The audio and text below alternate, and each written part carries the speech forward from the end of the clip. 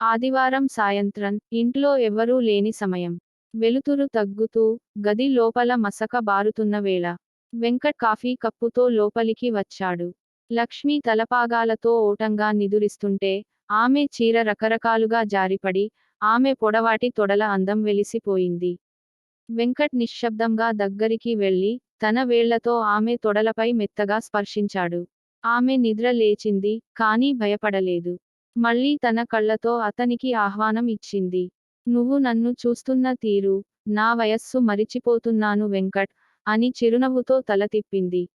వెంకట్ ఆ మాట వినగానే తన పెదవులతో ఆమె తొడలపై ముద్దులు వేయడం మొదలుపెట్టాడు. అతని వేళ్లు మెల్లగా పైకి పోతూ ఆమె నడుము వెనక భాగాన్ని తాకాయి. ఆ స్పర్శతో లక్ష్మి మెల్లగా ఊపిరి వదిలింది. ఆమె చేతులు అతని మోచేయిలా లాగి తన మీదికి తీసుకుంది. ఆమె నర్మమైన ఛాతీ వెంకట్ ఛాతీతో అతుక్కుంది. ఇద్దరి ఊపిరితిత్తులు వేగంగా కదిలాయి. వెంకట్ తన పెదవులతో ఆమె మెడను, కిందకి వక్షోజాల మధ్యను ముద్దులతో తడిపాడు. ఆమె చేతులు అతని వీపు మీద బిగబట్టి గట్టిగా లాగింది. వెంకట్ తన వేళ్లతో ఆమె నడుము కింద భాగాన్ని వశం చేసుకొని, సున్నితంగా పైకి లాగి, తనదైనదిగా తాకాడు.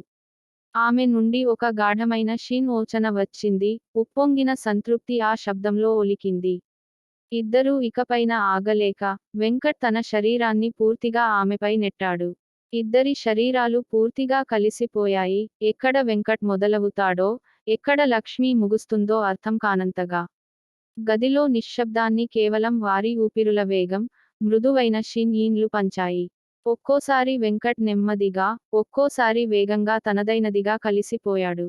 లక్ష్మి తన ఒంటి తడిని, సంతోషాన్ని పూర్తిగా ప్రకటించింది. ఆ రాత్రి చివరికి, ఇద్దరి శరీరాలు అలసిపోయి, రెండు గుండెలు ఒకదానిపై మరొకటి మృదువుగా తగిలి పడిపోయాయి. లక్ష్మి మెల్లగా వెంకట్ చెవిలో ఫుసుకు పెట్టి, నా జీవితంలో ఇంత ఊహించని ప్రేమనీడ నువ్వు, నాకేమీ పట్టదు ఇక, అని చెప్పి మృదువుగా నవ్వింది. వెంకట్ ఆమెను తన చెంత బిగబట్టి, నిన్ను మరచిపోను లక్ష్మి, అని చెప్పాడు.